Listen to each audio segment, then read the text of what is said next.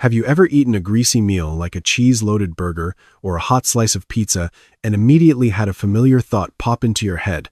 This is definitely going straight to my belly fat? If you've ever thought that, you're not alone.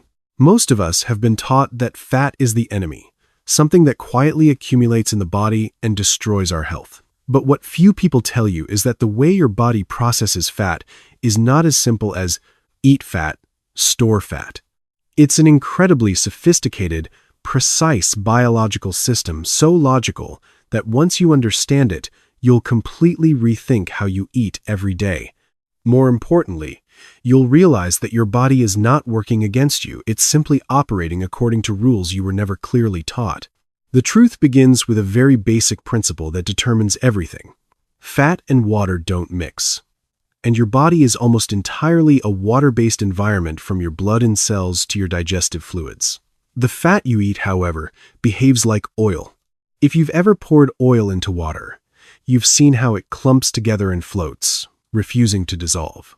If your body couldn't solve this problem, all the fat you eat would be useless, impossible to absorb, impossible to use, and impossible to transport through your biological system.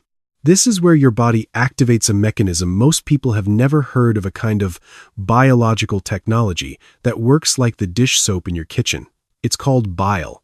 The moment you take a bite of fatty food, your brain sends signals to your digestive system, telling your gallbladder to release bile into the small intestine. This greenish fluid exists for one primary purpose: to break large fat globules into millions of tiny droplets, a process called emulsification. This doesn't just dissolve fat, it increases its surface area thousands of times, preparing it for the next critical step. Because even after being broken down, fat still isn't ready to be used. Now the pancreas enters the process, releasing an enzyme called lipase. You can think of lipase as a pair of chemical scissors, cutting large fat molecules into smaller components, specifically turning triglycerides into free fatty acids and monoglycerides. And here's a crucial point that most people don't know. Only when fat is broken down to this level can it pass through the intestinal wall and actually enter your body. But the story doesn't end there. Even in these smaller forms, fat still behaves like oil in a water-based environment, creating a new challenge. Once again, your body responds with an intelligent solution. It forms tiny transport structures called micelles. Imagine them as microscopic capsules with a water-loving outer layer and a fat-loving core. This structure allows them to wrap fat molecules and carry them toward the intestinal wall like a specialized delivery system, transporting goods from the center to the border. And this is where the process takes a turn that almost no one is taught in school. Unlike carbohydrates and protein, which go directly into the bloodstream and are sent to the liver almost immediately, fat takes a completely different route. Your body builds a separate transport system, a kind of hidden pathway through the lymphatic system. Inside intestinal cells, fatty acids are reassembled into triglycerides, then packaged with proteins and cholesterol to form transport particles called chylomicrons. These particles are too large to enter tiny blood capillaries, so they are routed into the lymphatic system, a slower, lower-pressure network designed to handle this kind of cargo. This leads to an important truth. Fat is a slow-release energy source. Unlike sugar, which can spike blood glucose almost instantly, fat can take 6 to 8 hours to fully enter circulation. That means the meal you eat at lunch might still be in processing well into the evening. This is why fat can keep you feeling full longer, but also why many people fail to connect what they eat with how their body stores energy. When these chylomicron transport ships finally enter the bloodstream, they don't move randomly. Every cell in your body has a destination for fat. Your muscles use it for sustained energy, especially during low-intensity activities like walking or long periods of work. Your brain, nearly 60% fat, relies on it to maintain its structure and function. But there is always another destination ready and waiting: fat tissue, where excess energy can be stored for later use. And this is where the real deciding factor appears, not fat, but insulin. Most people associate insulin only with sugar, but in reality, it acts like a traffic controller in your body, directing where energy goes. If you eat fat on its own, or in a low insulin environment, your body tends to use it as fuel. But if you combine fat with refined carbohydrates or sugar, insulin spikes. And when that happens, the signals sent to those chylomicron ships change completely. Instead of delivering energy to muscles or the brain, they are directed straight into fat cells, especially around the abdomen. This is where so many people get it wrong. They think fat itself makes them gain weight. But in reality, the issue isn't the fat, it's the hormonal environment created when they eat.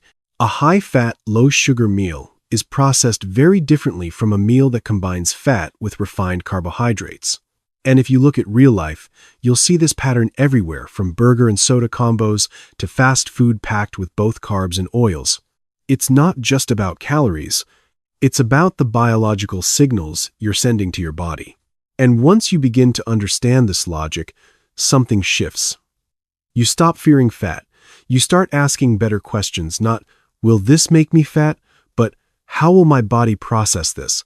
And that small shift in thinking opens the door to a completely different approach to nutrition, one where you're no longer obsessed with restriction, but instead learn how to guide your body's system.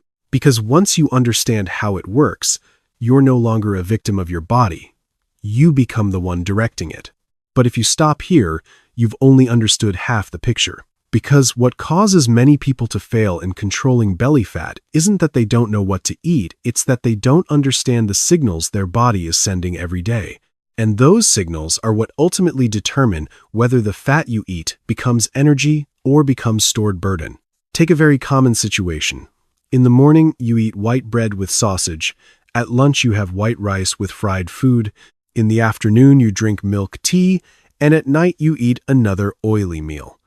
If you look at each meal individually, you might think you're just eating normally. But from a biological perspective, you are creating a consistently high insulin environment throughout the entire day. And in that environment, your body has almost no chance to burn fat. It does only one thing: store it.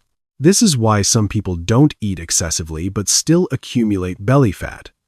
It's not because they eat too much fat, but because they constantly place their body in a storage mode. And when that state lasts long enough, it becomes the default. Your body gets used to holding onto energy instead of using it. From there, you fall into a loop that's very hard to escape. The more tired you feel, the more you crave quick energy, the more sugar you eat, the higher your insulin, the more fat you store, the more exhausted you become. And if you don't understand this mechanism, you'll think the problem is willpower, when in reality, it's biology. One of the most misunderstood ideas is the phrase, eating fat makes you fat. It sounds logical on the surface, but it completely ignores hormonal context. As you've seen, fat itself barely triggers insulin. That means if you eat fat in a stable environment, your body is fully capable of using it as fuel, often very efficiently, especially for the brain and long-duration activities. But when you combine it with refined carbohydrates, you create a double hit to the system. You provide the raw material while simultaneously activating the storage signal, and that is the perfect recipe for fat gain. What's interesting is that your body isn't doing anything wrong, it's doing exactly what it's designed to do. In an environment with abundant energy and high insulin signals, storing energy is the most logical survival response.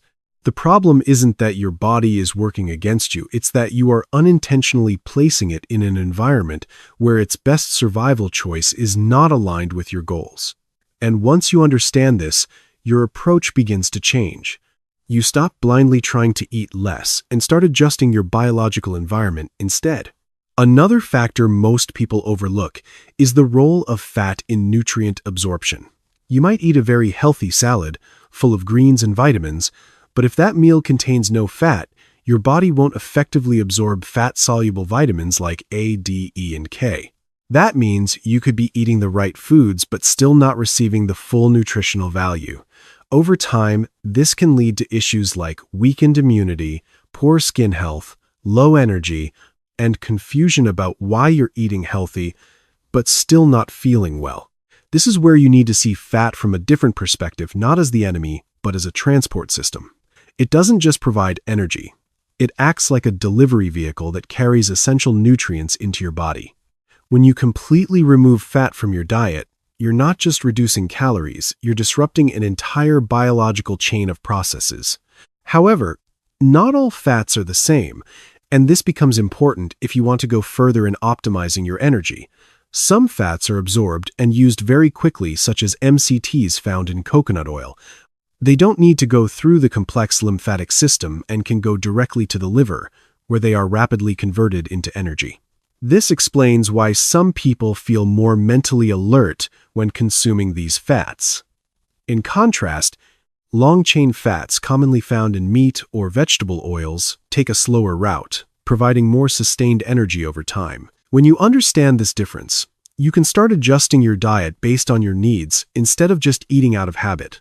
But there's a major issue many people don't realize until their body starts speaking up when your fat digesting system isn't working properly. If your liver is overloaded or your gallbladder isn't functioning well, you won't produce enough bile to emulsify fats. And in that case, no matter how much healthy fat you eat, your body won't process it effectively. You may experience symptoms like bloating, indigestion, loose stools, or a heavy feeling after meals. This is often misunderstood as your body doesn't tolerate fat, when in reality, your processing system simply needs support. And this is where small daily habits make a big difference. Eating too quickly, eating while stressed, not chewing properly, these all directly affect your digestive capacity. Because your digestive system isn't just a passive tube, it responds to your nervous system's state. When you're stressed, your body prioritizes survival, not digestion. And in that state, the entire fat processing process is disrupted from the very beginning. If you step back and look at the whole picture, the logic becomes clear. Fat is not the problem. The problem is how you eat, how you combine foods, your hormonal environment, and the state of your digestive system. All of these factors work together to produce the final outcome. And when you focus on only one variable like cutting fat, you ignore the entire system. And perhaps the most important thing you need to understand at this point is this. Your body doesn't need you to be perfect, it just needs you to understand it well enough not to fight against it. Because when you start working with your body instead of against it, change no longer comes from force, but from logical adjustment. And that's when you don't just change your appearance, you change how you experience energy, health, and yourself. If you've stayed with me this far, you're starting to realize something very different from what you've been told before. The story of belly fat has never really been about eating less or exercising more. It's about whether you understand and can manage the system inside your body. Because when you look back at the entire journey of fat from the moment it enters your mouth, gets emulsified, broken down, transported through the lymphatic system, and finally arrives at the insulin gate, you begin to see that everything follows a clear logic. Nothing is random. And if there is one place where you truly have the power to change the outcome, it's in how you create your internal environment every single day. This brings us to the most important part. The part that, if you truly understand and apply it, doesn't just help you lose fat, but transforms how your body functions altogether. It's about controlling your energy rhythms and hormonal signals. Instead of focusing on individual foods, start looking at the context you place your body in. Because the same meal, consumed under two different conditions, can be processed in two completely different ways, and this is something very few people pay attention to. Take a simple example. You eat a high-fat meal after a period of fasting. At that moment, your insulin levels are low, your fat-burning enzymes are active, and your system is ready to use energy. In that context, the fat you eat is more likely to be converted into fuel. You feel full longer, mentally clear, and your energy stays stable. But if you eat that exact same meal after eating continuously all day when insulin is already high and your body is in storage mode, the result is completely different. You're more likely to feel heavy, sleepy, and that energy is more likely to be stored as body fat. This is the difference between eating the same thing but getting completely different outcomes. And once you recognize this, you stop being trapped in rigid rules like this is good or that is bad. Instead, you begin to understand that everything depends on how you use it. Just like a tool, someone who knows how to use it will get entirely different results from someone acting purely out of habit. Another extremely important factor you can apply immediately without drastically changing your diet is how you move after eating. A light walk after a meal allows your muscles to use glucose and fatty acids directly, without relying entirely on insulin. This creates an energy outlet, reducing the pressure to store it. That's why just 10-15 minutes of walking after a meal can make a significant difference over time, not because it burns calories instantly, but because it changes how your body processes energy at a biological level. You also need to pay attention to your speed and state while eating.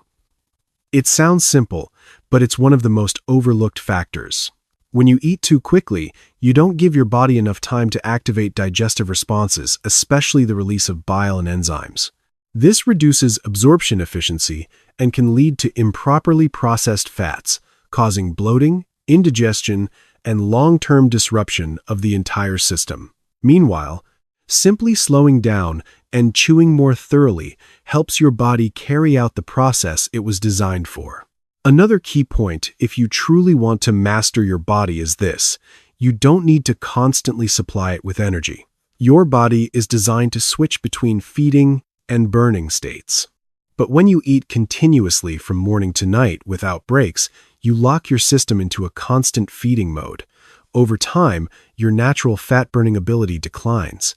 This is why creating periods without eating even something as simple as a 12-14-hour overnight fast can help restore metabolic flexibility, not as an extreme method, but as a way to bring your system back into balance.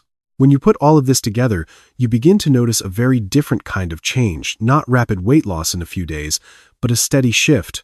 Your body starts using energy more efficiently, you feel fewer cravings, your energy becomes more stable, and most importantly, you no longer feel like you're fighting your own body. Because you've moved from controlling through willpower to adjusting through understanding, there's one thing you need to remember, perhaps the most important takeaway of this entire video. Fat is not the enemy, and your body is not the enemy. The only thing you need to change is how you understand and interact with that system. Because when you truly understand it, you're no longer driven by old fears. You stop eating in a state of anxiety and start eating with awareness and control. And if you look back from beginning to end, everything points to a simple truth that has been overlooked for far too long. Your body does not operate based on nutrition slogans. It operates on biological logic. And when you respect that logic, you don't just change how your body looks, you change how it functions, how it produces energy, and how you live every day. So instead of asking, "Will this make me fat?" start asking a different question, one that can completely transform your perspective.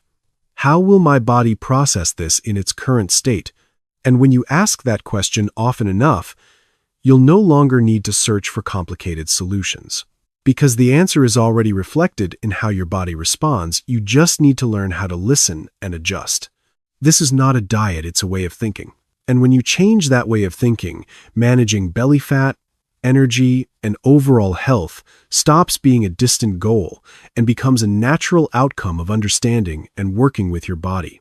And at this point, you may begin to realize something that surprises many people the first time they truly understand it. Your problem was never a lack of discipline, and it was never that you weren't trying hard enough.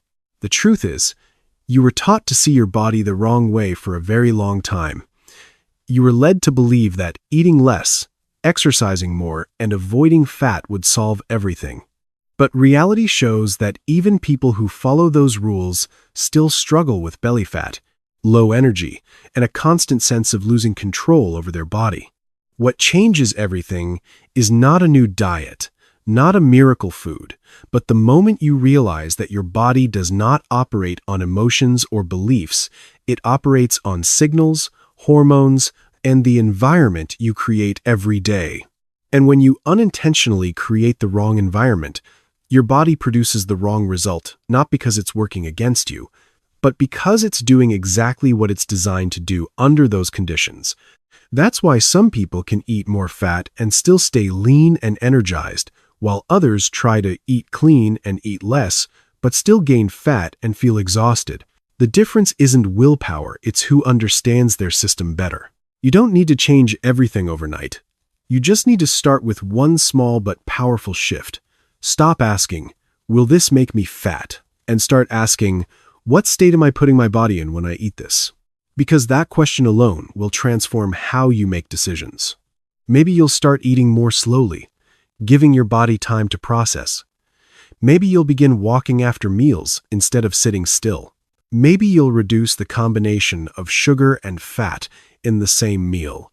And those small changes, over time, will reshape how your body responds, not instantly, but clearly enough for you to notice. Your body begins to work with you instead of against you. And when you reach that point, you no longer feel like you're on a diet. You no longer feel like you're constantly controlling yourself. You're simply operating in alignment with how your body was designed to function, and that is the only sustainable state in the long run. The final thing I want you to remember, and the most important message of this entire video, is this: fat is not the enemy. Lack of understanding is what costs you. And when you replace fear with logic, you don't just change your body, you change how you live. So ask yourself one question before you leave this video. How many things have you feared simply because you never truly understood them? And now that you've seen a part of the truth, will you keep doing things the old way, or will you begin to change,